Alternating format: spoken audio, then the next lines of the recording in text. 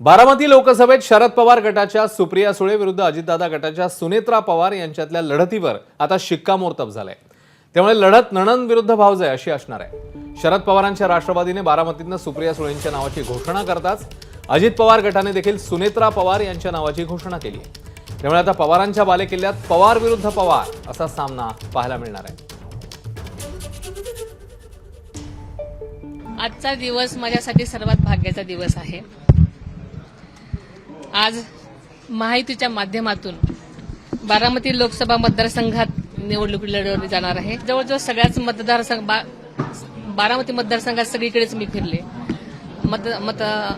जनतेमध्ये प्रचंड उत्साह दिसतोय आणि हा उत्साह तुम्हाला जे काय सांगतोय ते त्यांचं मत जे त्यांच्या उत्साहामधूनच दिसतंय। एबीपी माझा, उघडा डोळे बघा नीट।